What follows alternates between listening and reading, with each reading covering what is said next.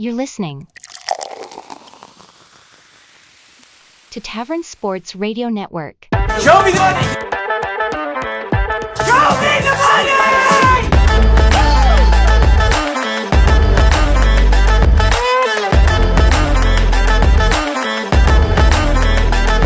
Show me the money! Welcome to the 26th episode of the Show Me the Money podcast, brought to you by Tavern Sports. It's finally March, guys. The madness is upon us. Give it a couple more weeks. I think conference tournaments start the women's start next week, and men's is too. Men's start at the end of next week, I believe. Right. We're getting there. We are getting there. Speaking of college basketball, let's start the show off with what's happening for the Iowa basketball team, both men and women's respectively. Earlier this week, we saw the Iowa men's team get their first ever triple-double in program history. I know that's kind of crazy.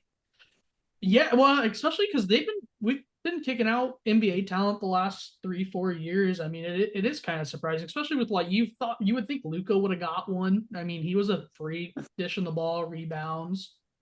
But I would have thought, yeah, for sure, I would have bet Luka had one, but yeah, obviously not. I mean, congrats to Peyton Sanford. That's pretty cool. Well, there's a couple guards in the past that I would have thought would have gotten one or close to gotten one, and there's some from back in the 80s when they were really good, when Chris Street was there, that were playing a lot. So that kind of just surprises me. Team basketball, baby. Team basketball. That's what we're about. The one that kind of surprises me is you guys remember Tony Parker, the point guard we had a few years ago? He was good at dishing. He may not have been a big scorer. I'm not really sure. But still staying with Iowa basketball, Caitlin Clark recorded a triple-double, a 30-point triple-double this week as well, making Iowa the first ever school to record a 25-point triple-double in both men's and women's games in the same week. Isn't that Caitlin's 40th triple-double? Or is it she's probably. She's an absolute freak. Yeah. But staying on her, how about, did you guys see her declare for the draft? Yeah. What are you guys' thoughts on that? Good for you, Kate. I would say go get your money, but you're definitely leaving a lot on the table. I saw TikTok and I did a little bit of deep dive, not counting a signing bonus.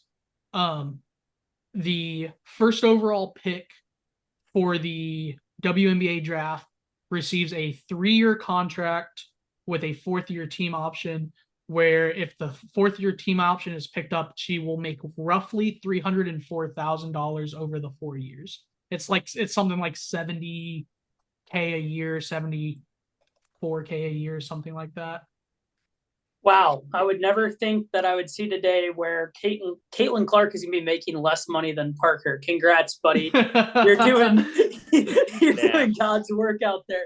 I'm sure you could cross her ass up too, buddy. That is insane.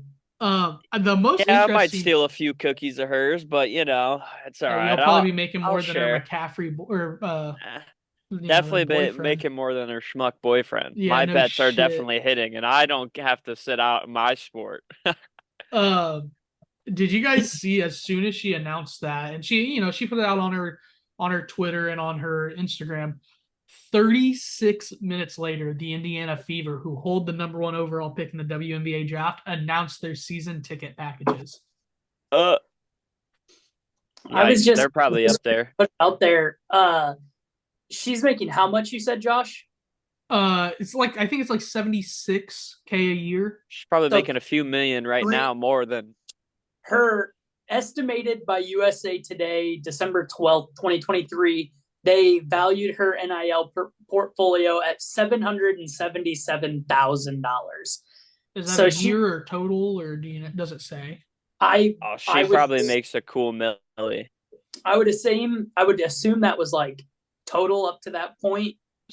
So Kate has come out and said she doesn't have any NIL deals. They're all, I think it's the way Iowa does it. Licensing partnerships.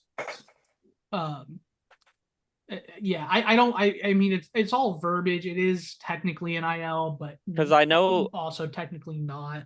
the football team has like a collective, and then it gets dispersed through them. So like I don't That know if is that's NIL. how it. A collective is NIL. Yeah, so I don't know if it's like that where she's got to like disperse it between her basketball teammates. As another company value her on February 17th with an annual valuation of 818,000. I would assume Gatorade's not going to drop her. Hy-Vee's not going to drop her. Nissan and Allstate won't drop her. Anybody who has her would be a fool to drop her just because she is going to the WNBA. That's a good way for them to get involved in the WNBA. Hey, let's go Fever. Let's go Fever.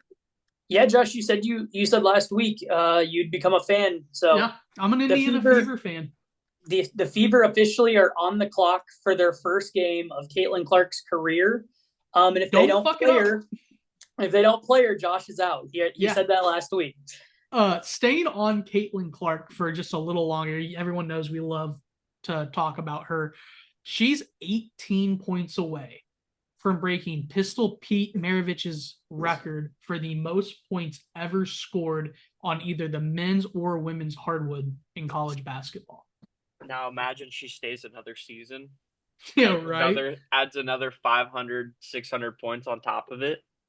Is she only at 1 year of eligibility left, or could she ride this out for another 2, 3 with like the she COVID could definitely years? with a COVID year, she could probably catch up to 6 years. I think she just has one more because she's already a 5th right now, right? No, she's a 4th.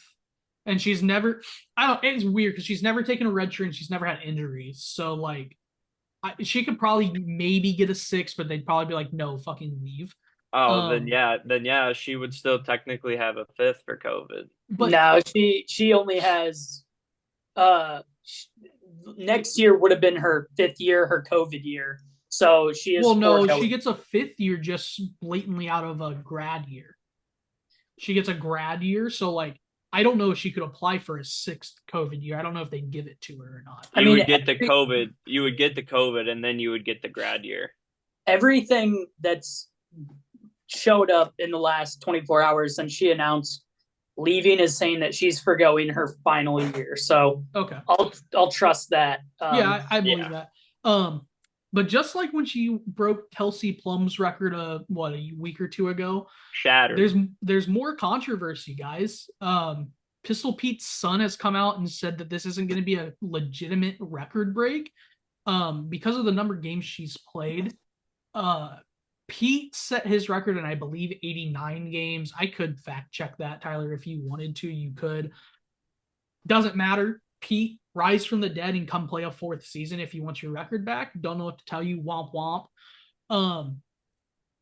There was some other headline that she broke last week. She broke the record of a African American woman. I don't know her name or what school it was, but this was like back in the 70s or 80s that this record. Yeah, that makes it look good at a program, Josh. Thanks. Well, it's the same. I didn't do a bunch of research on Pistol Pete's record. It's just, but it's been called a forgotten scoring record because it was considered Kelsey Plum had the record when this woman had Kelsey Plum beat, and Caitlin passed her last week for that record. I didn't even see that.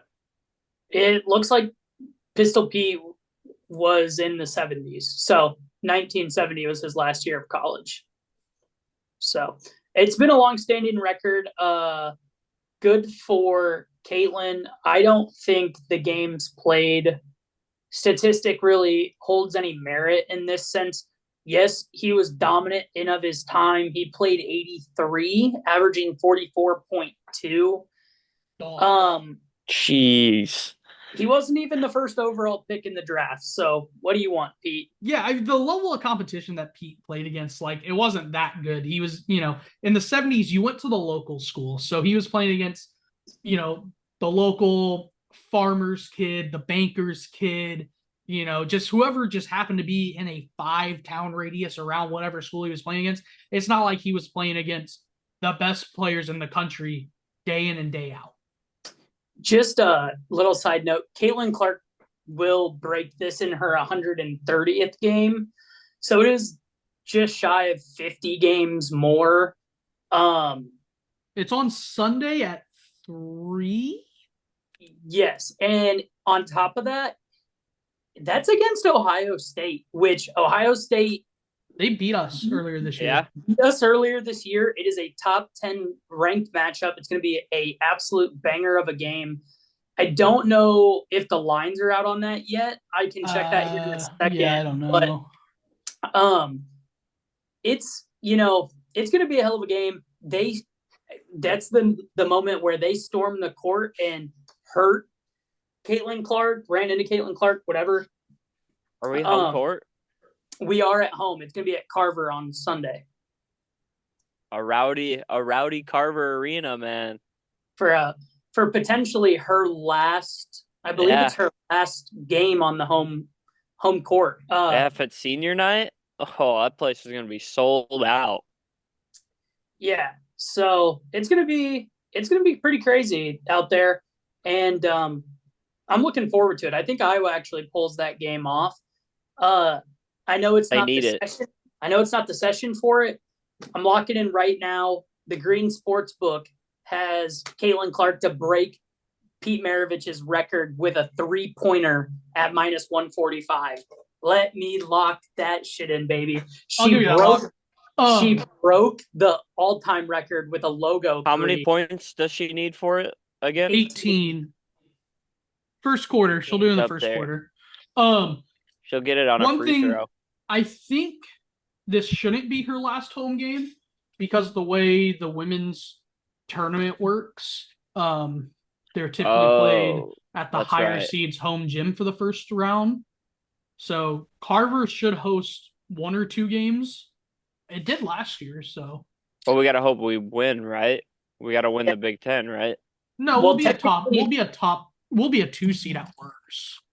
Technically, right now we'd be a 2 seed. We're ranked number 6 in the country. So, let's get into actually one more thing that I put on here. Kyle Filipowski, Duke basketball. I just mentioned it with Caitlin Clark. Storming the court, she gets ran into. Kyle Filipowski, or as I'm going to refer to him from now on, Kyle Flopopowski, throwing his knee out into a Wake Forest fan when Wake stormed the court against them last weekend.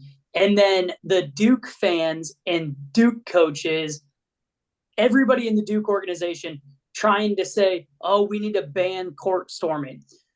That is the biggest crock of bullshit I have ever heard. Duke stormed the football field when they beat Clemson this year. So that's just letting you know what these private school pussies think of court storming. It's cool when they go to 2 different private colleges. What'd you say? Didn't you go to 2 different private colleges? I did go to 2 different private colleges. Both, baby. But I'm not Duke prestigious private school pussy, okay? Daddy can't send you to Aspen for the winter? No, Daddy can't send me to Aspen to go skiing for the winter. Daddy did a little too much skiing of his own back in the day for me to be going to Aspen. So, we will lay concrete with Daddy, can't you? My biggest issue with Kyle Filipowski and Duke in general here, if you do not want people storming the court on Don't lose. Don't lose. Exactly. Don't lose. That's 100% right. If you can't handle it. Court storming has been so iconic with college basketball. Who remembers the court stormers? Those guys that would show up in the yellow rain gear. They were there. Oh, yeah. They were there. I think. No, they haven't done that in a while because they were getting banned from games. I could have swore they were just at some big upset. Maybe people impersonating them, but the whole background of this has been massive. The networks love filming it. It's in every season's highlight video before March Madness. Like, a court storm is just the peanut butter and jelly of college basketball. They go together. A court storm and a field storm, that's college. You're not allowed to do that in the major leagues. And people aren't that big of fans. It's just different, like people in the South, people in the South say football down here is just different. College football different, but college sports are just different when it comes to the fan experience. Yeah, I mean, it's the only time you're going to be around a fan base that is predominantly your age. Everybody there is there to actually fucking party. And when your school you're at home, you beat somebody that you shouldn't have beat, like, the emotions are there. It's a high that you're not going to experience again. It's cool. Nobody's running onto the court trying to run into Kyle Filipowski. And if you look at the video in slow-mo, he stuck his knee out in front of the guy. They want to run past him. They're just trying to get clout on their Snapchat or on their TikTok or whatever. They want the fucking video of them on the court. Nobody cares. Nobody ran up to him. Same thing with Caitlin Clark. Nobody was purposely trying to run into Caitlin Clark. Court storming needs to stay. If you don't want people to storm, don't lose. Well, and what happened? Like, back in the day, the security would swarm the court and get the players out. The coaches and the managers would swarm the court and get the players out. Like, it's your responsibility to get your guys out. Like, it seems like they don't do that anymore either. It's like, also, I mean, if you're fixing to lose, because that game wasn't like a buzzer beater, right? Like, it was a 8-point win or something like that. It was a couple point win. I mean, they had the starters in till it's college basketball. They fight till the buzzer, I don't know. I mean, if it's obvious, fucking pull them with 5 seconds left, say get in the tunnel. You know what I mean? Like, Wake Forest is storming the court there. Yeah, it's a rivalry game, and Duke is a blue blood. I mean, my thing, Wake Forest, if you're out there listening, storm the court every time you play Duke, even if you get blown out by 40, just to piss the private school kids off. Just do it every time. Because you know what? Duke did it against Clemson by 40. Football. Yeah, I mean, court storm fucking in a meaningless game in the middle of December. I don't give a shit. Give Filipowski a fucking elbow while you do it. However, court storming should only be reserved for if you're the underdog. If you're a favorite and you're court storming, I kind of have an issue. Act like you've been there before, unless you're somehow favored over the number 1 team in the country, number 2 team in the country, and they're also your rival, then I'm okay with it. But if you're the favorite, you're expected to win. The books think you're going to win. Like, just because you're technically seated lower or ranked lower, save that for when you're a true underdog. We can't over abuse the storm, even though I just said Wake should do it every game from now on. It still needs to have some merit to it. You know what I mean? We can't be storming for no reason. We got to storm with a purpose. And this weekend, boys, getting into this slate has plenty of opportunities to storm. I was just going to take us to one, too. Number 7, Kansas, at number 13, Baylor. Now, Tyler, this is one of those situations you said Baylor's favored, but they are the lower-ranked squad here. How do you feel about a court storm here? I personally, if I'm a Baylor fan, am not storming here. This is not the Kansas team of the past. They're not the number 1 ranked team in the nation. They're the number 7th ranked team in the nation. Baylor, respectfully, is just as good as Kansas. If you go back and look at their previous records, they're pretty similar. They have some high wins, like high-ranked wins on both sides. Kansas won this last time, February 10th, 64-61. 3 points. Well, yeah, 3-point game. Again, that's in Kansas. This one we're in Baylor, so Baylor covered. Baylor covered too. Yeah. And if it serves me right, Kansas didn't court storm there because they were the favorite and the higher ranked team. So I don't think Baylor should hear. Baylor fans, they kind of know what this team's about. You can only court storm if you're favored and the home team if you cover. New rule. Yeah, if they win by 18, go ahead and storm, boys. Talking about this game a little bit further in depth, in the KenPom rankings, Kansas is actually 16th overall. They carry the 47th overall offense and the 9th overall defense in efficiency, that is. Baylor, on the other hand, ranked 14th, so ranked better than Kansas in the KenPom ranking system. 5th overall offense and 60th overall defense. So, I mean, I think this line is spot on. Both teams 6-4 in their last 10 games. Some big wins, some close, tight losses. No items of like massive concern here. However, this is a big seeding game. You don't think Kansas losing to BYU by 8 is a big deal? BYU this year, and that game was at home. That game actually cost me money on a bet. Kansas blew a 6-point lead at half. I told Parker the next morning, Kansas, when leading at half at home, was on a 73 win streak. It was, and they were on a 19 win streak at home in general. So they really did kind of piss down their leg there in the final 3 minutes. That game, like I said, they were leading by 6 at half, and I think they were leading by 5 with 3 minutes left in the game. So a complete melt there. Would be a good bounce back spot here for Kansas. I want to say one of their top players is out. Not Hunter Dickinson. He'll be in. But one of their star players is out, and he will be out until the tournament with a lower body injury, I believe. Don't kill me for that one, but I'm pretty sure that's what the report is just off the top of my head. KenPom has this game being a 5-point win for Baylor. I also think Baylor at home is a good bet here. Kansas is coming off a hard loss. Baylor wants to raise that overall ranking before going into the tournament, before going into the Big 12 tournament, and before going into the March tournament. This is a potential seeding game of, hey, are you a 3 or a 4? And there's been some pesky games for 3 seeds before. So they're trying to climb here. They want to win this game, and I'm going to go with Baylor minus the 4.5 here, even though I put Kansas in a teaser and tease them up. Just play a close one, boys. Just play a close one. That's all I need.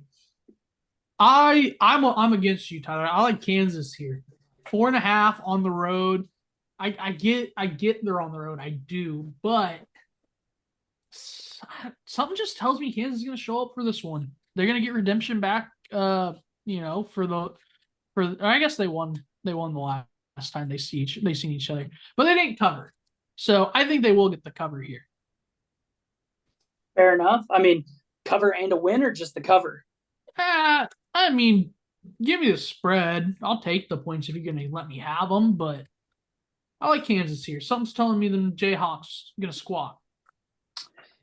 Yeah, just as a team, if you think this one's going to be a close one, Baylor is a 73.7% free throw shooting team. Kansas, I'm not seeing them right this second. However, that 73 number, that's 102nd in the nation, so it's not like crazy, but overall as a squad, it's pretty good. I'll try to find that Kansas number. Parker, do you got a take for us here? I think I'm going to ride with you and Baylor, and I just think this is a big win for them. I think this would look really good going into tournament play and March Madness.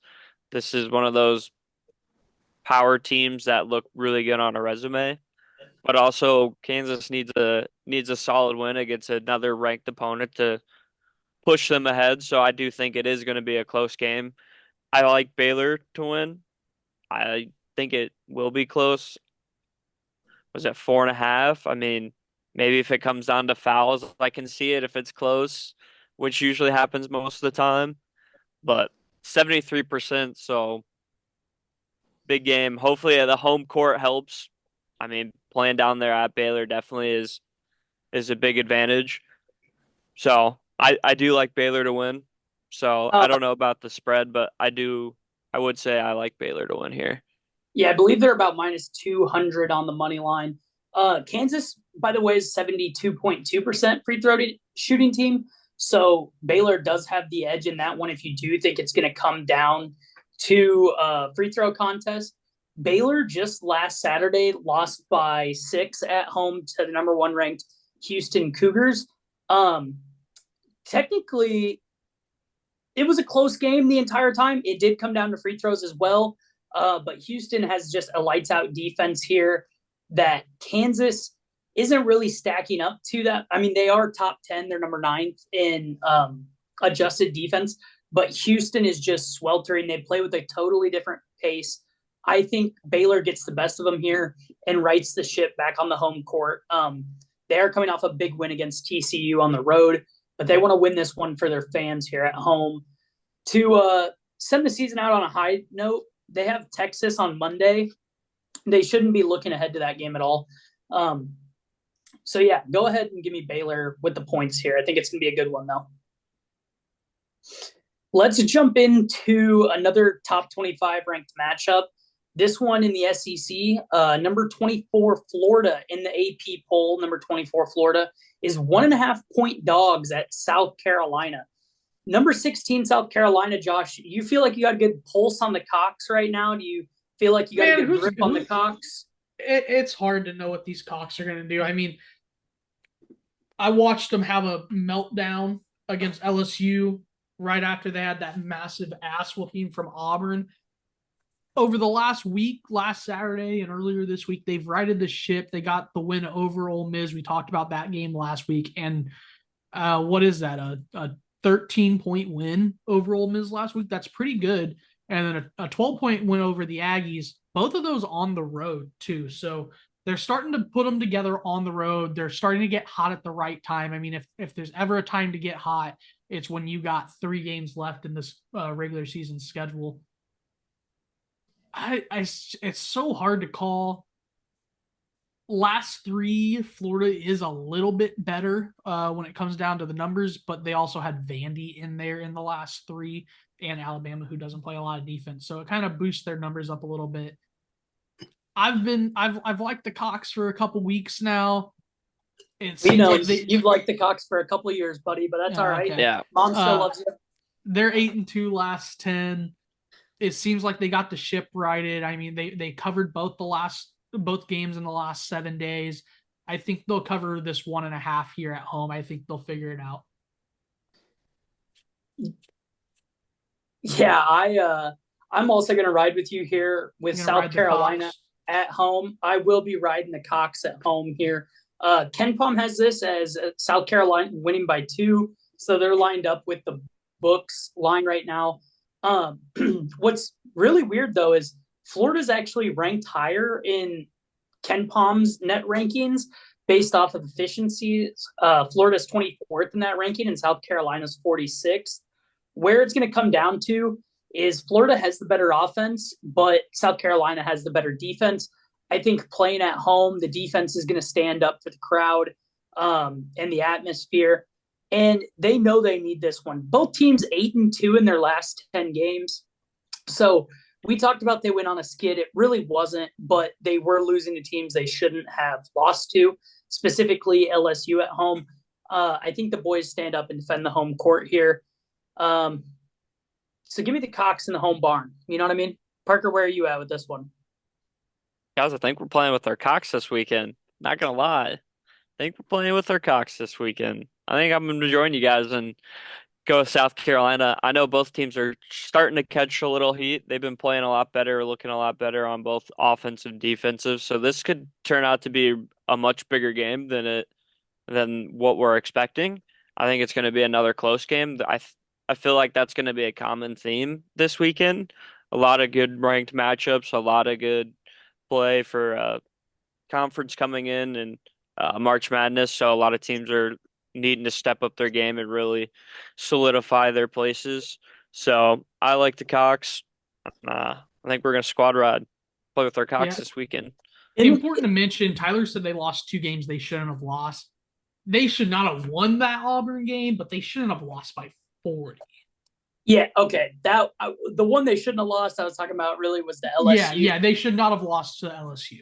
That was the worst one, but it is embarrassing when you get blown out by 40 to Auburn. I mean, Auburn is a different beast at home, but still 40, that's just they're pretty getting the wool pulled over your eyes. 50 minutes from home too, don't you think, Tyler? Yeah. Speaking of Florida, just real quick, I gotta apologize, Florida. I was unfamiliar with your game. Florida, January 31st, to kind of kick off this last, 10 games or so. Florida went into Kentucky and won by 3. They hosted Auburn and they won by 16 at home. So, I mean, playing a lot of good games. They lost to Bama by 5 on the road. But Florida, I mean, they've got some good quality wins in their schedule here. On the other side of it, they lost Kentucky by 2 back in early January at home, and they got blown out by Tennessee by 19. But, I mean, a good quality schedule over here for Florida. And I was just unfamiliar with them. If I saw them on a bracket without doing some research, I probably wouldn't take them deep by any means. But there's a chance they could cause some problems in the SEC tournament. I mean, I think they've showed that by taking Bama to the wire and beating Kentucky. And I think the way they're playing now, if they do get matched up with Tennessee, it's not going to be a same 19-point blowout. So watch for Florida. They could have some good lines here coming up into the SEC tournament if we see them against a Kentucky or against a Tennessee getting a higher line. Look towards them. It could be a good spot. Let's jump into a little bit of a Big Ten matchup here.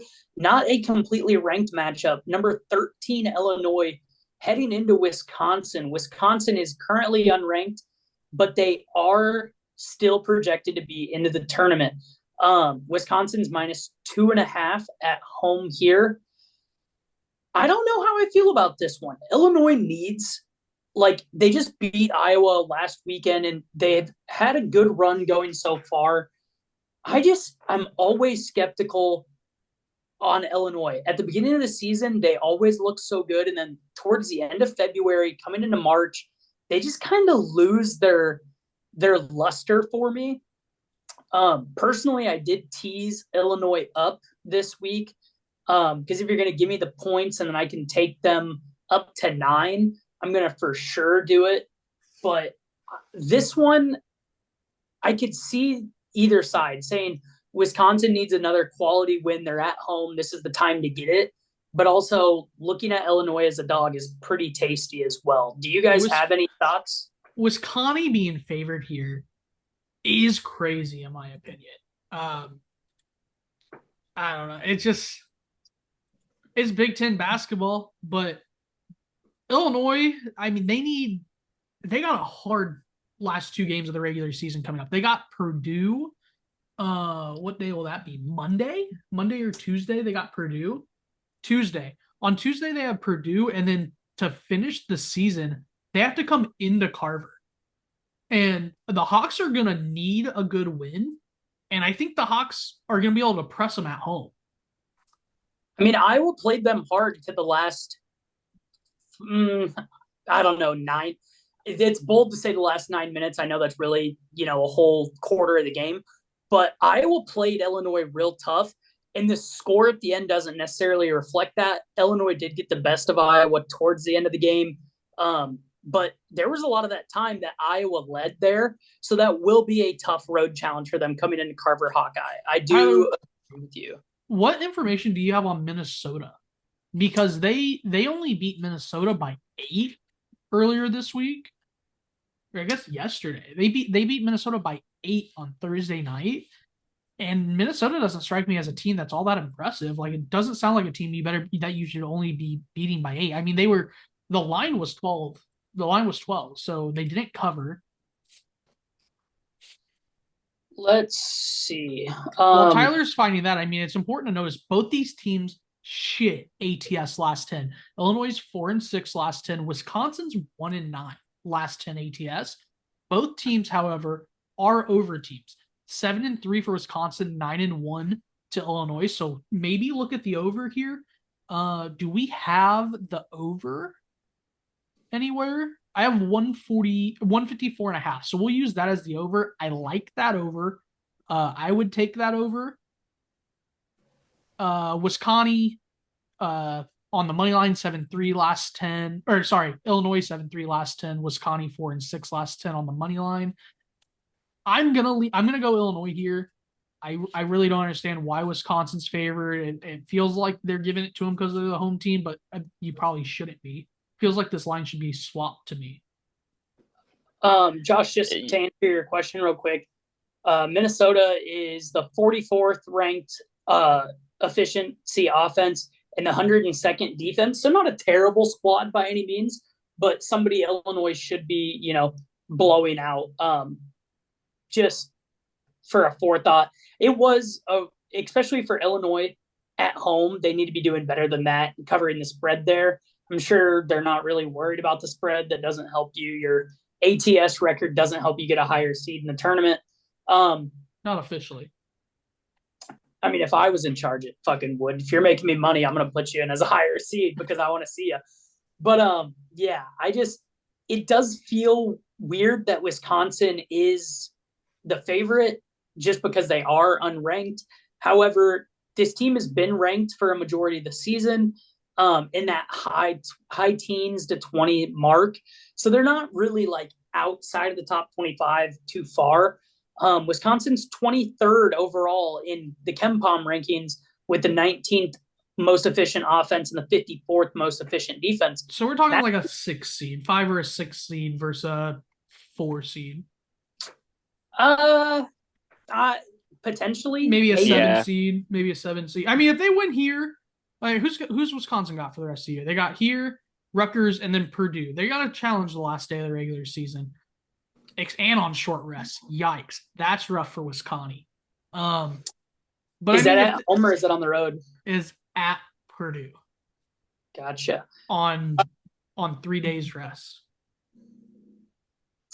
Yeah, I mean, it's going to be a big one for them, and they're going to try to make a statement for sure going into that. And Purdue could be looking ahead towards – Purdue's blocked as a 1 seed, essentially. So I think Purdue could be looking towards resting players headed into the conference tournament or whatnot against them. But you never know. College basketball, you're not really seeing people sit as much. Wisconsin right now in Joe Lunardi's bracketology that just came out today on Friday, March 3rd or March 1st. So happy March, like we said. Wisconsin is a 6 seed projected right now. Illinois is actually projected to be a 5 seed and trending down. So a 5-6 matchup here. Okay. Well, it's like you said, they always the play bad makes a little second more half. sense then. The people that make the lines, maybe they actually do know something. KenPom has Wisconsin winning by 1. So everybody kind of thinks it's going to be a close one. I think you see that 2.5 point spread being that way because it is a home game. This team has not played each other earlier in the season. So this is our first matchup. Early money, I mean, the lines came out a couple hours ago. Early money is 50-50 right now, according to the screen I'm looking at right now. Interestingly enough, the game we were just talking about, the Baylor-Kansas game, 83% to Baylor. Yeah, I think that's just, again, being the home team and the AP ranking not really reflecting how good of a squad Baylor is. That's my personal opinion with that one. Any last thoughts on this Illinois-Wisconsin game, guys? Parker? Yeah, sure. I'd give some thoughts. All right, sorry.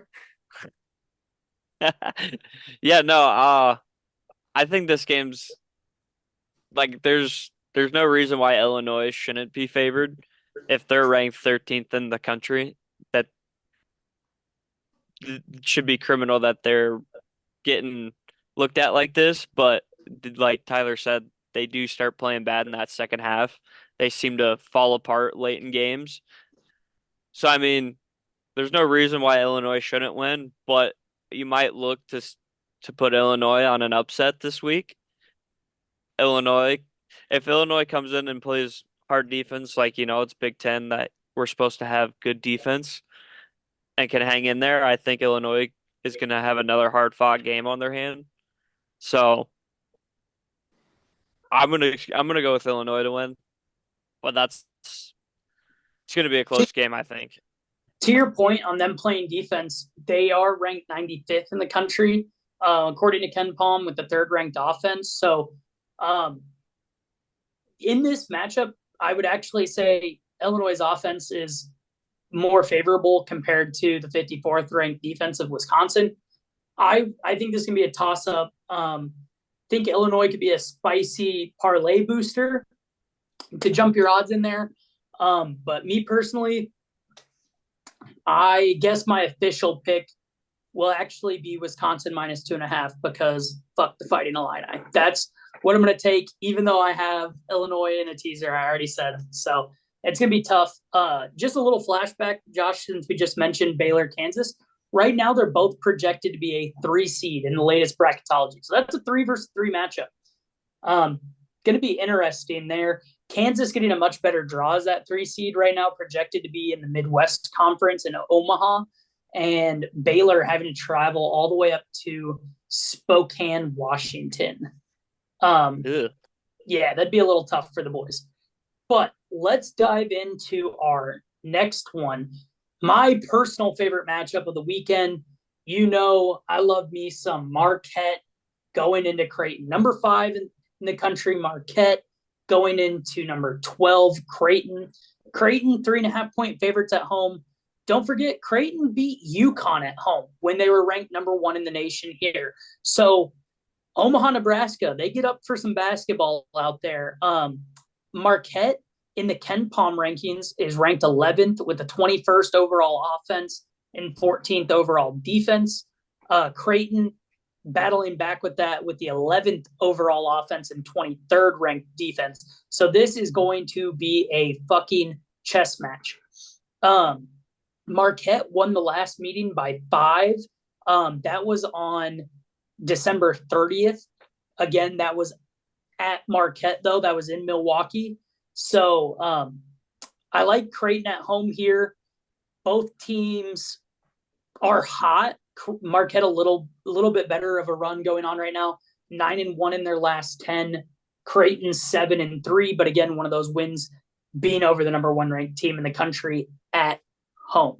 So I will take Creighton on the points at home. Kalkbrenner's too good.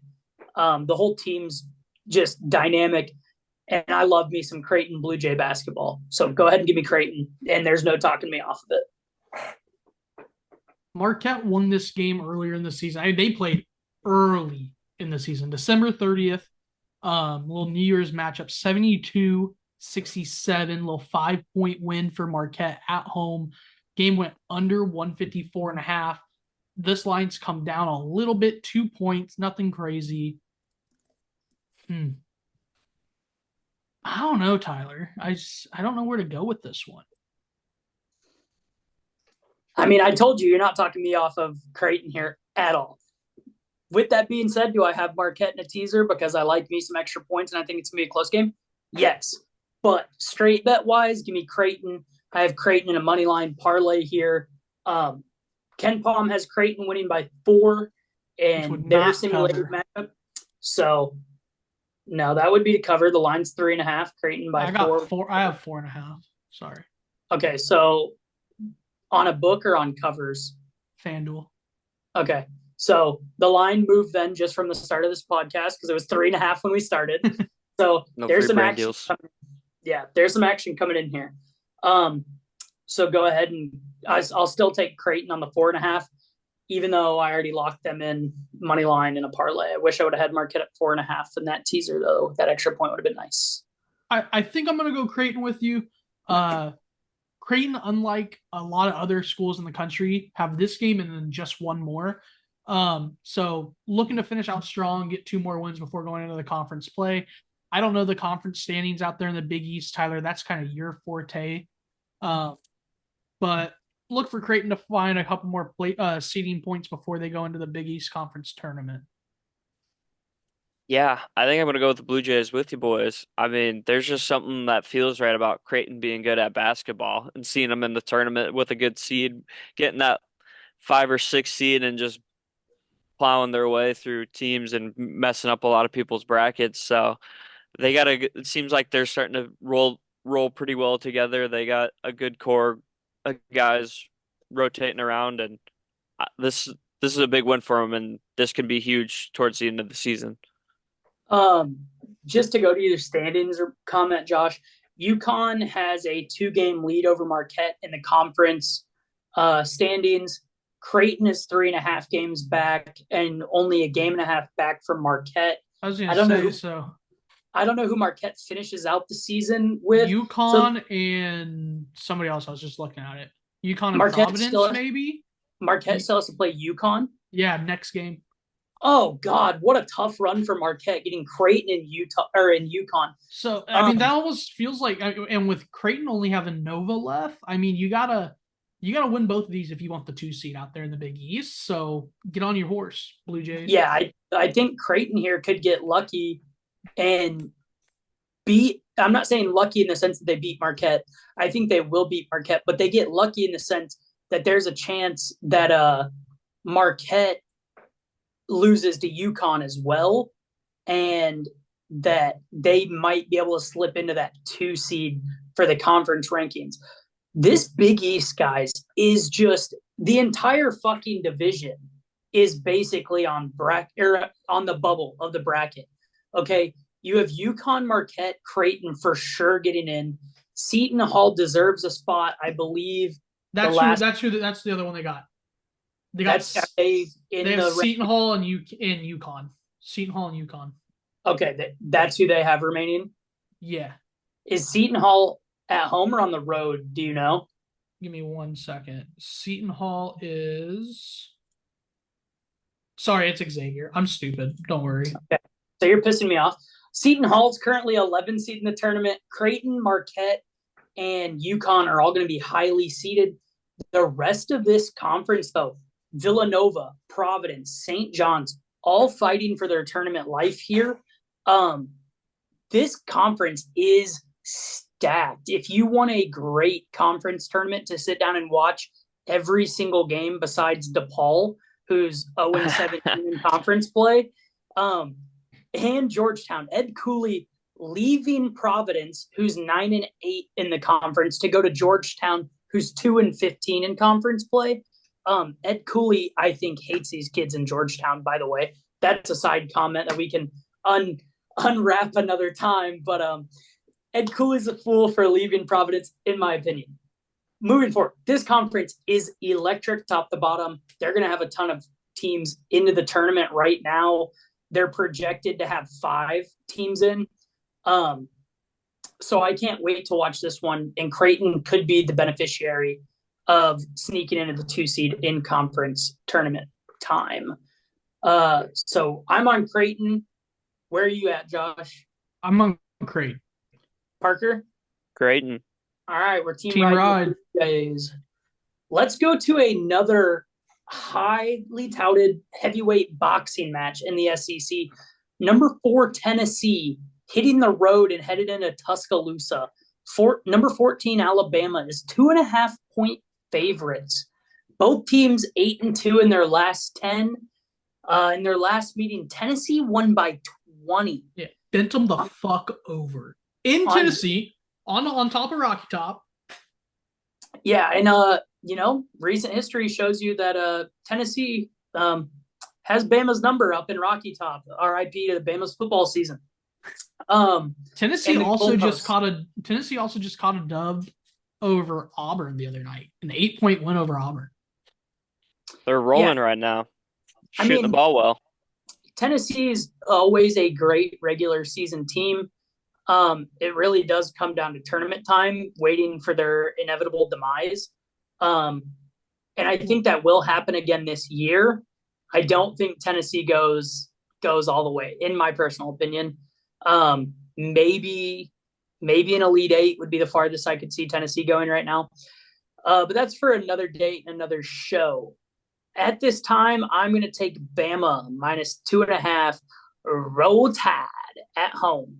Parker, what are you leaning here? I'm going to go against you. I'm going to take Rocky Top. I just like the way they've been playing basketball right now. They're pretty fundamental, but I know Alabama's starting to figure things out themselves. So it is going to be a good game, but Tennessee's got some nice wins that have just kind of convinced me they're kind of here to play basketball. So until they prove me wrong, give me Rocky Top. Yeah, Tyler, you're going to have to ride this one solo, man. I mean, Bama's got an explosive offense, the number 1 offense by the numbers in the country, and also the number 1 on KenPom. But their defense is 100th, which it's not football, right? So it's not out of 130 teams. There's over 300 teams. So they're top 3rd. But Tennessee just does both sides of the ball well. I mean, they're 4th on defense, 18th on offense. defense travels. Obviously, Alabama's not traveling here, so the defense doesn't have to travel for them. But Tennessee's defense will travel. I think Tennessee will cover this 2.5. Here's my reasoning for taking Bama at this point. If you go through and look at Bama's entire season, the majority of their shots and this is why their offense is so highly rated, they are either taking threes and making them, or they're shooting layups. This team does not shoot a lot of corner elbow shots. They don't shoot a lot of these mid-range pull-up jumpers. They are a good team that is going to light it up from beyond the arc. And if that's not working, they're going to crash. Okay. They are the number one offense for a reason. Granted, like you said, Josh, Tennessee having the 4th overall defense. This one I really think is going to come down to an environment, and winning on the home court is important here. Also, you got your ass thumped by 20 on the road. I was just about to ask that. Can they beat good SEC teams? Because the last time they beat a good SEC team was January 24th, over a month ago now at this point. I mean, the last 2 marquee matchups they had, at Auburn they lost, and at Kentucky they lost. Now, granted, they're on the road there. They're not at home. They're not in Tuscaloosa, but you haven't won a good in-conference matchup since January 24th. So let's get it figured out. Okay, but again, it's SEC basketball on the road here.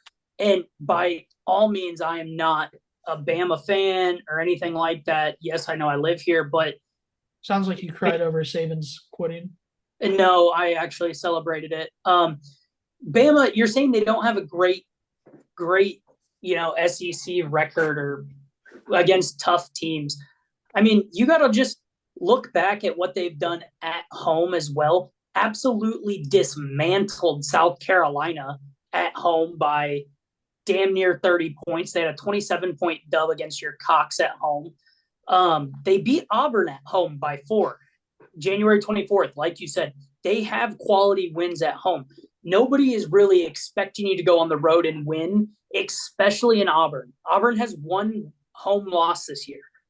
Okay? I mean, that is a different environment. It's like I've said the last couple of weeks.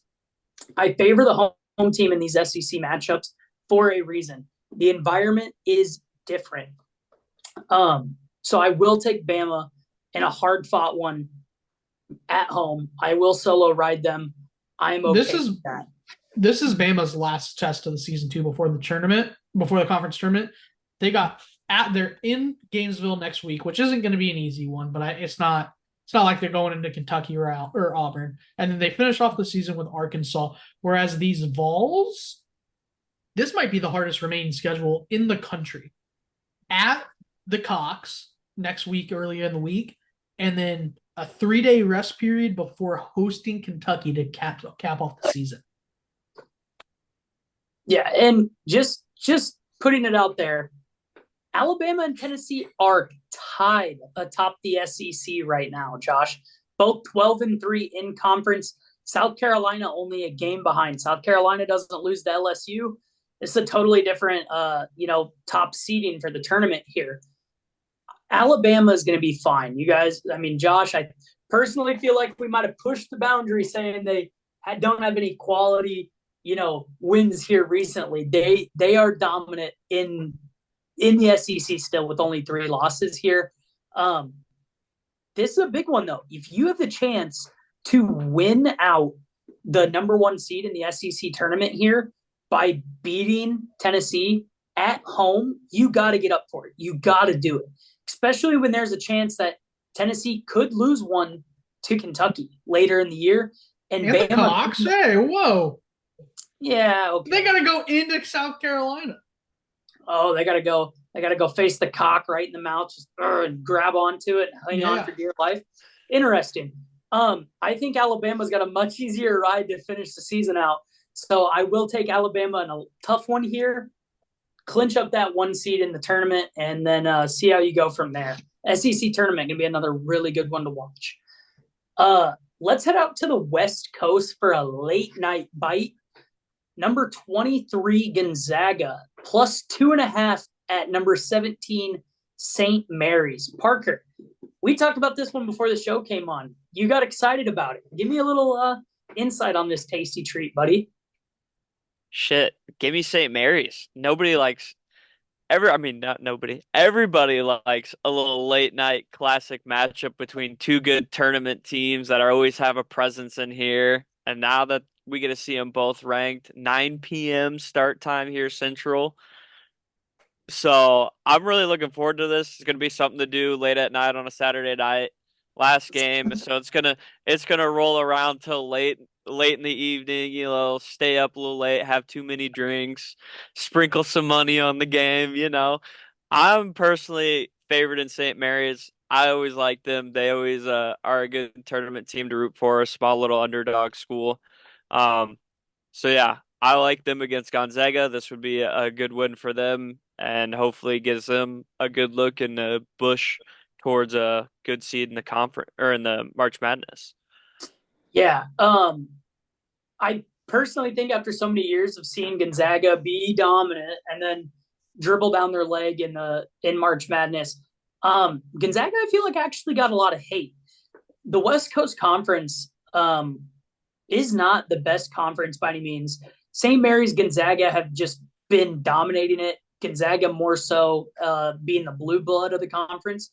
However, this year, St. Mary's 15-0 in conference play, already having a win over Gonzaga. And the Zags lost at home to St. Mary's. That was by 2 on February 3rd. So almost a month's difference between these two games. St. Mary's coming in with a 45th overall offense and 13th overall defense, going against the Zags' 10th overall offense and 53rd overall defense. The Zags are 9-1 in their last 10. That only loss, like I said, being to St. Mary's. St. Mary's a perfect 10-0 in their last 10 games here. I will take St. Mary's with you, Parker. Sounds like the perfect game to watch down at Max Tavern with a little whiskey in your cup, sitting there watching, holding the ticket. Sounds like a good whiskey Coke game to sit down and watch with the boys. We'll be looking forward to that one. So go ahead and give me St. Mary's. Josh, do you dare put your Dukes up against us? Fuck no, dude. I mean, you said something about Gonzaga over the last couple of years. Like, yeah, when you don't have the number 1 overall pick in the NFL or an NBA draft and you don't have Drew Timme running the floor, it's going to be a little harder. I mean, outside of St. Mary's and Gonzaga, this West Coast Conference is shit. Let me know which one of these teams you've heard of. San Francisco? Don't shit on the Dons. Don't shit on the Dons. The Dons are a solid squad. Santa Clara, San Diego, LMU. Tell me what that stands for. Pepperdine, sure, people have heard of Pepperdine.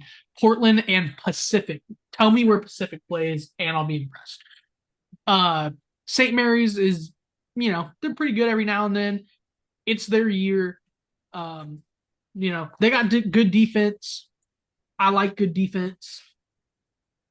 Give me St. Mary's. What is it? Minus the 2.5 at home. Well, Parker, it looks like we lost Tyler. But how about we talk about the game that most people probably thought we would start with, just because we typically do.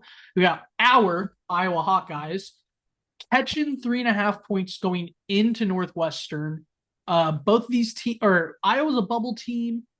KenPom's got a 4-point win in Northwestern's favor. So if you listen to KenPom, you're going to be riding with Northwestern here. Let's see. What do we got? We got Iowa's the 11th ranked offense. Really bad on defense. I mean, like bottom of the country on defense. Northwestern's a mid-tier offense. And okay on defense. They're all right. Yeah, I mean, Iowa's just one of those scrappy teams. You never know how they're going to come out and play. Sometimes they're going to come out and know how to shoot the basketball like they did this last game, or they're just going to come out and lay an egg and not be able to do anything. I haven't really watched much Northwestern, but I've seen they've been pesky in some games, just looking at scores every now and then. So look for this to be a real good matchup. I think I am going to go with our Hawkeyes here. I think they need a big win, and I think they could maybe turn it around here at the end of the season and get a good a better seed for this conference tournament. So I'm give gonna me be on. I'm give me sorry. Iowa. No, you're good. I'm with you. I'm gonna be on the Hawks for the pure fact that, as Kim Palm says, they're a bubble team. They have to win this game, and Yeah. realistically, they got to beat Illinois and have an okay showing in the conference tournament to win. Otherwise, because if they lose here and lose to Illinois, they got to win to get in. And I don't think we're going to make a magical run again this year. So, Hawks, you're on notice. You win or you go home. Yeah, I kind of agree with you guys here. I was needing a big one headed into the conference tournament, and not only that, fighting for their March Madness lives here. Sorry for having to step away for a second. Think I'm battling some food poisoning, about to shit my pants. So can't be doing that as a grown man right now. Had to go and step out and handle it. Happens to the best of them. Iowa is currently on the next 4 out in Joe Lunardi's bracketology here. Northwestern, I believe I saw them as a 9 seed. So Iowa has a chance here to jump into the bracket talks for sure. Again, Josh, like you mentioned, Northwestern's an 8 seed projected right now. Iowa has a chance here to make it into the dance. I know we all want to see them there. They never make any noise, in the dance, really. I don't really think we have the squad to do so. But it would be nice to have a game to see them there and, ruin my bracket on day one by having them win in the round of 64. So with that being said, I will take Iowa plus 3.5 in a needed spot. On the flip side of that, though, like I just said, Northwestern's an 8 seed. They need this one to Boo Buie. He's kind of the star of the show up there for Northwestern. Ken Palm has this as a 4-point win for Northwestern, but Iowa still has a couple chances after this one. It's not going to be a complete doomsday if we lose this one. No, Iowa, after this, Iowa's got Illinois. That's it. No, but I'm saying they definitely need this one. It makes it a lot easier. However, if they don't win this one and they do beat Illinois at home to end the season and then go and get we talked about it last week, the projected Big Ten seeding, Iowa would be facing Illinois in their first game. At this moment, could be really cool. They have a chance for an early exit, but they also have a chance to make a little bit of a run. The Big Ten tournament, I don't expect it to be too crazy, but Iowa has the chance to, make a run. We've beat Michigan State, Wisconsin, played Illinois hard, but we've seen Illinois lose to to bad teams. So, this Big Ten tournament's wide open. It always seems in March, the Big Ten is vulnerable. They always lose games they shouldn't. Purdue losing to Farley Dickinson, prime example, right? So whatever you got to do here, Iowa, to ensure yourself a shot at getting in the dance. If they win this one and they win a big one against Illinois at home, them having a poor performance in the Big Ten tournament, might not be as big of a deal because it is a power conference. But Iowa definitely needs some of these other bubble teams to lose, or they need these mid-major conference teams like Indiana State, for example. They need them to win their conference so they're an automatic qualifier and not risk losing. Let's say if Illinois or Indiana State loses to Drake in that conference tournament, Drake getting the automatic qualifier and then them giving an at-large bid to Indiana State. Situations like that going on could definitely fuck over Iowa and Northwestern. So going to be a big game, going to be interesting to watch. Let's go Hawks. Hope we can pull it out. We need one here. Tyler, just on the Indiana State comment, just since you brought them up, they have their final game of the season on Sunday playing host to Murray State.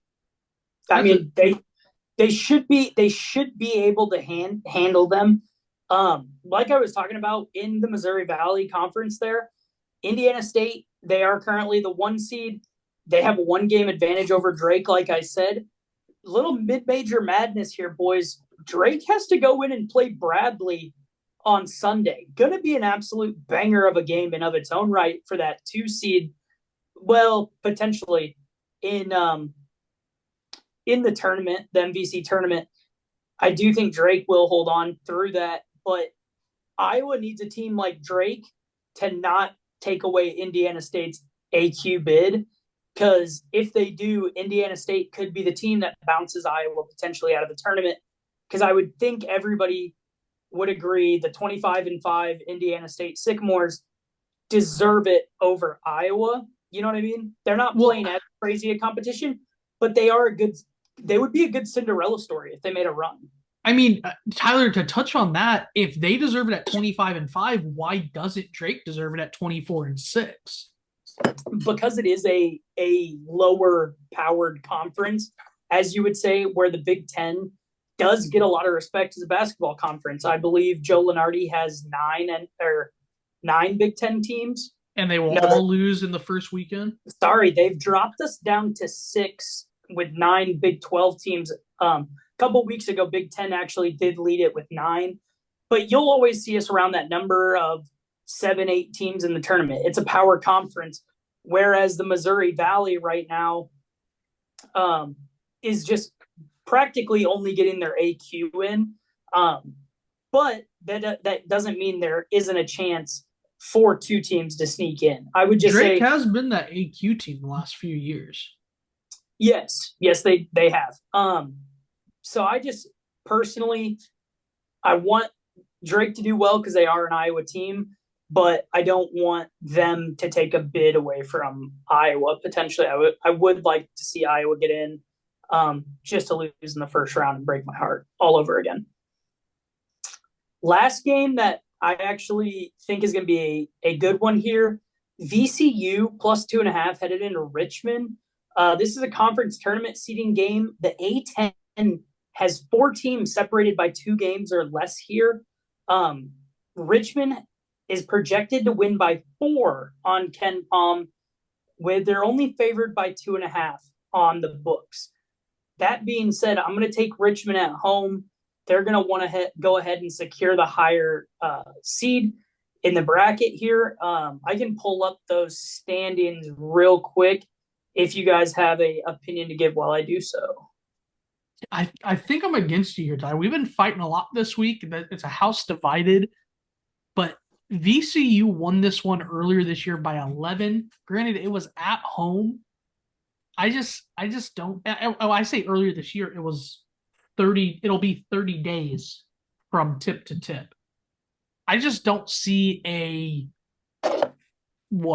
13.5 point differential coming from a month of play and a home field flip. Now maybe there's injuries that I'm missing or something. I'm not quite sure. But with my limited knowledge, I'm going to take VCU plus the 2.5. Yeah, both these teams are kind of just right in the middle. They're packed, and both these teams are good tournament teams. We've seen in the past, Richmond's been there as of late. VCU still looking for their way to get back there. Yeah, I don't know. This game's kind of just a toss-up. I think I'm gonna go with Josh, just based off what kind of we've seen. Just looking at stats real fast, I like VCU just right now. I mean, it's probably going to be a close game. It is a road game for them. You guys leaving me to ride alone here and get a couple games this week. Richmond, currently the head of the A10 conference. While we're recording this shortly after, actually, number 21 Dayton is going to face off against Loyola Chicago, the Fighting Jeans, Fighting Sister Jeans. That's at 18. No, she's still fighting. She's still kicking, spreading the good word around as she does. The Ramblers and the Flyers, they're facing off tonight at 8 o'clock. Going to be a banger. They're actually tied for the 2 seed in the A10 right now. Richmond, 13-2 in conference play, currently holding the 1 seed against VCU, who is 2 games back from them. So VCU has a chance to make some moves here and really shake up the A10 conference, make it come down to tiebreakers and shit like that for tournament seeding. I don't know how many teams the A10 gets in. If it is more than 2, I would be surprised.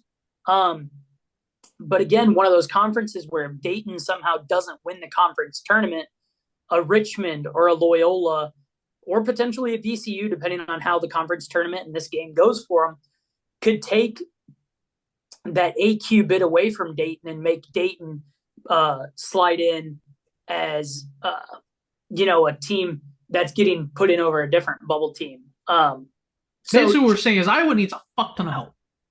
A little bit, pretty much. I mean, it's nice to see them as on the next 4 out in Joe Lunardi's bracketology. Like I said, other teams that are around them with that are like Villanova, Utah, Colorado, St. John's.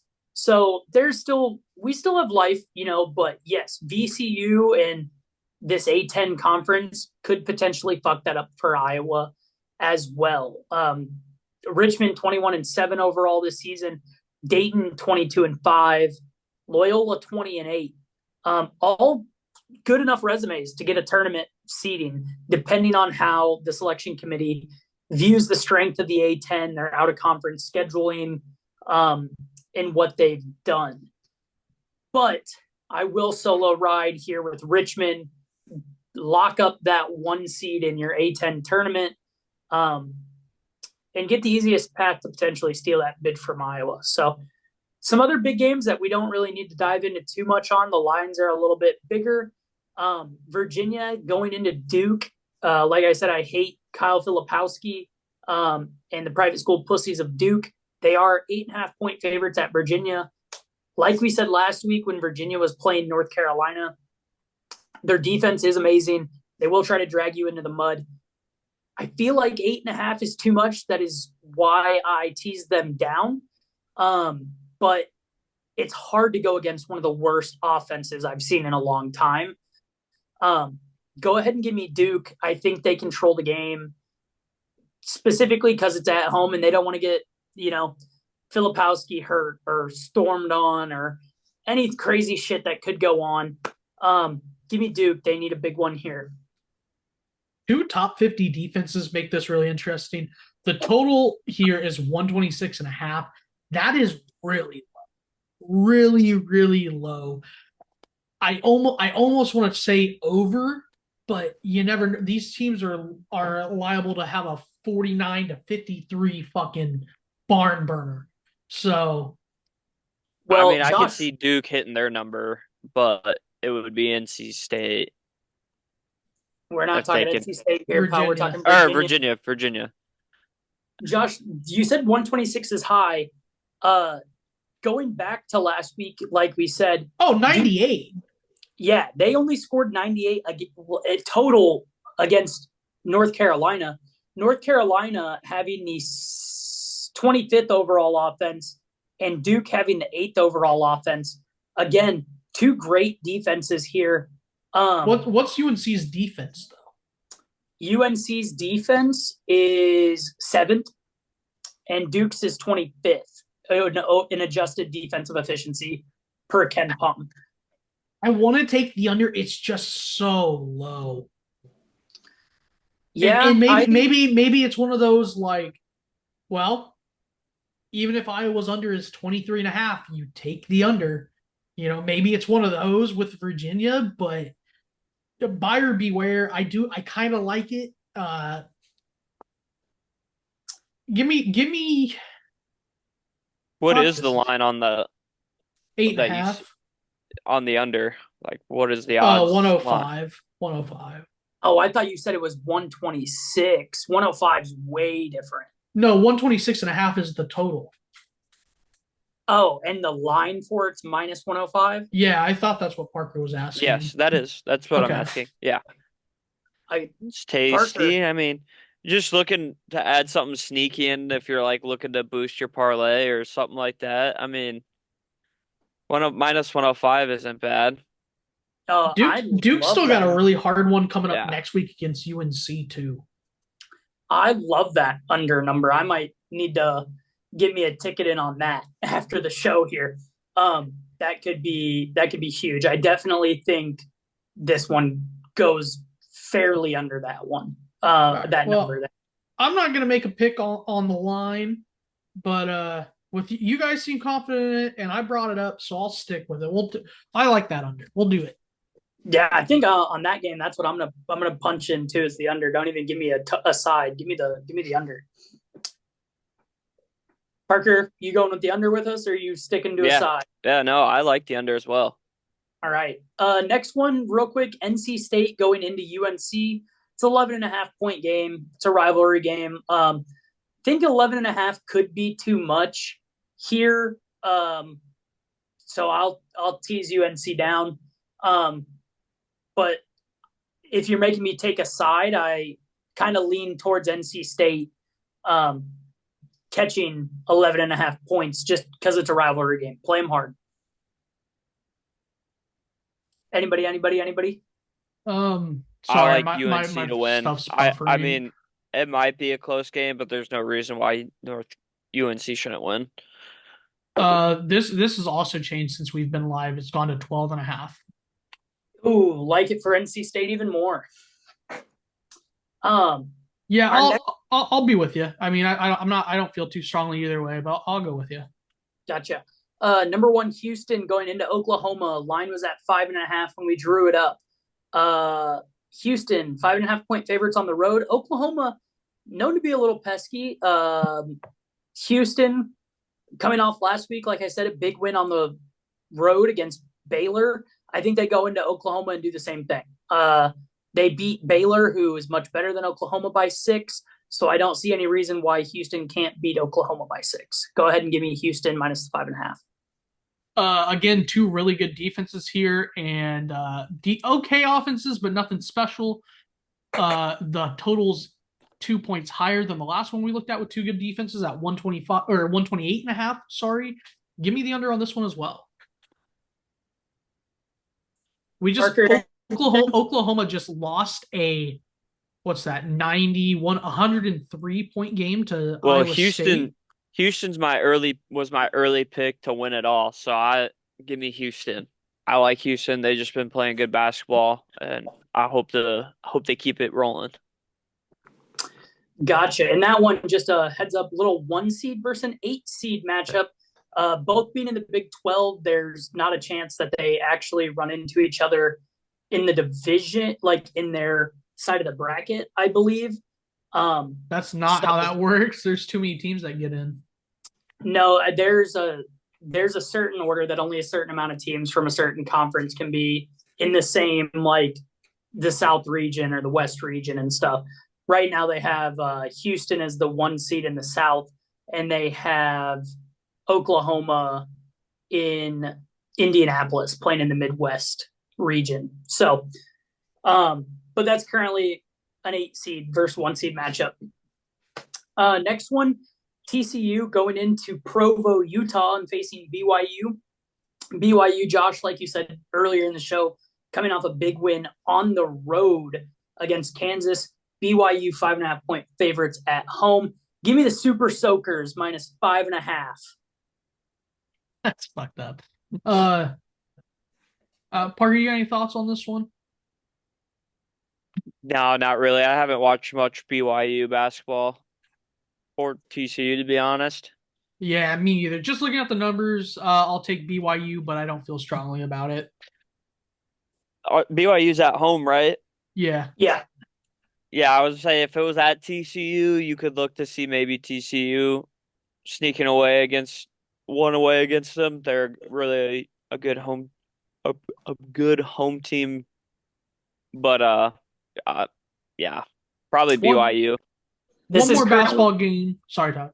That's currently projected to be a 5 versus a 9 seed right now. BYU being the 5, TCU being the 9.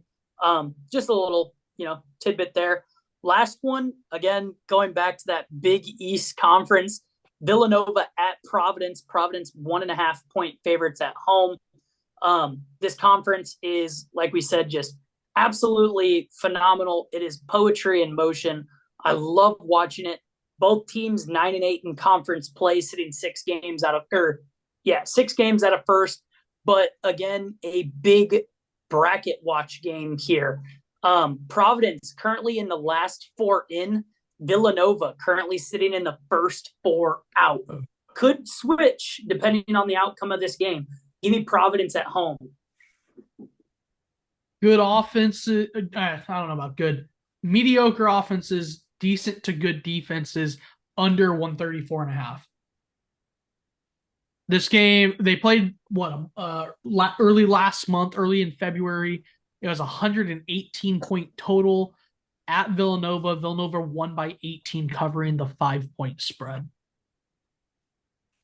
Gotcha. Parker got a pick here? Yeah, Villanova, another team like Gonzaga here, just one of those big tournament team names that usually makes good runs and has a good team, just struggling to find it this year. Providence has shown they can be a team to compete with the past few years. I think I'm going to go with Providence. I like that matchup. I think will be a big win for Providence, and I think it keeps them rolling into the tournament or into conference play. All right. Let's get an ad read and let's get through the rest of this slate quick, boys. We've been running for a while. This episode of Show Me the Money is brought to you by Tavern Sports, your place to get fun sports content, sportsbook lines, and parlays. And of course, food reviews with Big E's Ballpark Bites. You can follow Tavern Sports on Instagram at Tavern Sports 2023, TikTok at Tavern.sports, and Twitter at Tavern Sports 23.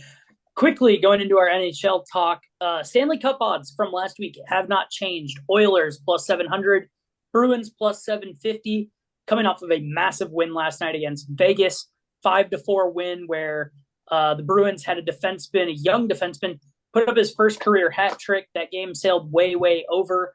Avalanche plus 750, Hurricanes plus 1,000, Rangers plus 1,000, and those Knights still sitting at plus 1,300. I don't think the Knights really have a great shot of going back-to-back here, but anything can happen once you get into those playoffs. They have an experienced team. Oilers being plus 700. Most explosive offense in the league, arguably, with Connor McDavid. However, that team has just not made a playoff push like the fans and the management have hoped. Maybe this is the year. The goaltending stood up pretty good so far. As far as Rookie of the Year is gone, odds have also not changed. Bedard still minus 500. Faber at plus 400. Really no chance there to make any money or have a lot of value. Let's get into F1 talk, which I'm assuming Josh slid this in under the radar on everybody. Yeah, that's me. I've been an okay F1 fan. I mean, I'm not the biggest F1 fan in the world, but I've been getting into it the last couple of years. Realistically, not the best time to be getting into F1. It is a one-man show. It's a one constructor's show. They kick off their season this weekend in Bahrain. If you've never watched an F1 race, maybe flip it on. It'll be on like early in the morning. You can DVR it, watch it. It's a quick 2-hour race. It's kind of interesting for the first part until Max pulls out and just fucking demolishes people. I'm not seeing it on the books anymore, but yesterday you were able to get a nice little prop bet of to qualify P1, which is on the pole, position 1, race leader to begin the race, run the fastest lap, and to win the race. Max Verstappen was plus 22 or 220. I'm sure people don't know a bunch about F1. Max Verstappen is the Tom Brady, the Michael Jordan. He is the current GOAT. He's had the fastest car on track the last 2 years. It hasn't even been close. It might have been the last 3. He might have won the last 3 championships. I don't remember. It's for sure 2. He locked up last year's championship with like 8 races left. It hasn't been competitive for a few years now. A lot of the constructors are looking ahead to 2026 when the regulations change. So they've kind of stopped working and stopped trying to chase down Red Bull because it's not even close.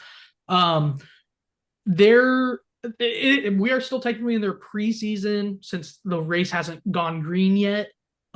Max is preseason favorite to win the drivers championship, which is based on like him getting the most points among all the drivers at minus 550. I know those odds suck, if you have $1,000 laying around, it is quite literally free money. He'll probably have this locked up by the end of August. It's not even going to be close. Red Bull, which is, the energy drink, they're the team sponsor that Max drives for. Every team has 2 drivers. There's 5 teams for 20 drivers. The constructor championship, as they call it, goes to the team with the most points. Red Bull won the constructor championship just off of Max's points last year. It wasn't even close, and Max's teammate got second in the drivers championship race. So they beat the next closest team by like 300 points or something like that. It wasn't even close. They're also minus 550. Both those lines have dropped 100 in the last day or so. They've gone from minus 650 to minus 550. So you're getting a little bit more value. And just to give you a little bit more of a reason to like kind of ride with these if you have the bankroll to make it worth it. Verstappen won 21 of 24 races last year, and Red Bull as a constructor. Yeah, it's wild. Insane. I mean, sheer domination. The first, third of the race is really interesting to see. But Max's car is just so much faster. He drives it so much better than everybody else does. By then, he's got like a 20-second lead, and barring a medical emergency, a tire blowout, or a massive snafu in the pits, he will win every race. Like I said, he won 21 last year. Red Bull as a constructor won 23 of 24. So Max brought home 21. His teammate brought home 2 other ones, and his teammate had like probably 20 podiums. Don't quote me on that, but it was right around 20 podiums. And podiums is exactly what you think it is, top 3. So if you have the money to ride both of those, it's just free money. Josh, as you are our F1 nut, I currently am not seeing any live lines for Verstappen to die in turn 4 like Earnhardt. What's the projected value with that? Slim to none. Too mainly soon. Because the way Projected value is too soon. The way F1 races work is like there's roughly 20 turns. It's not like NASCAR where you're going in an oval and doing left turns. You're doing rights and lefts, and it's an interesting race to watch. Turn. Check it out. All right, well, give me a flyer on Verstappen in race 8 or 9 this year to Earnhardt it in turn 4. Hey there, sports fans. Are you tired of the same old boring shirts? Well, we've got something exciting for you.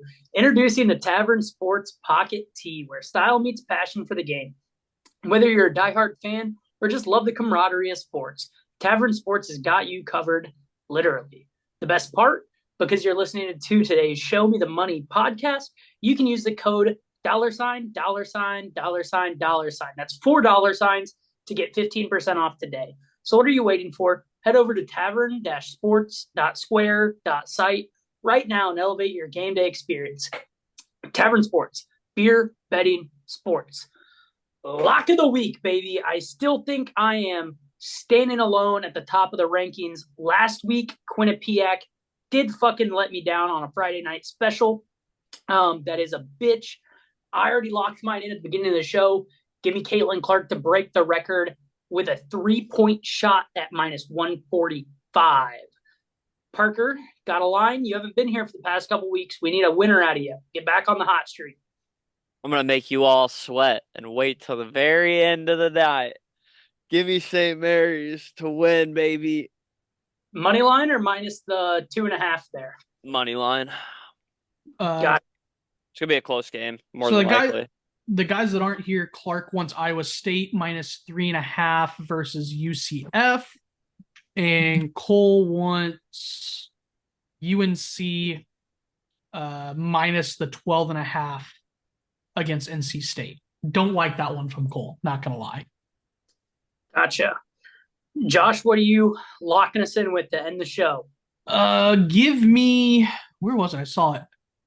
I'm going to be riding the Cox. I'm going to ride a Cox this weekend. Cox minus 1.5. Yep, that'll be proud hearing that clip. All right, boys, we've given you the pick. It's time for you to show me the money. Show me the money!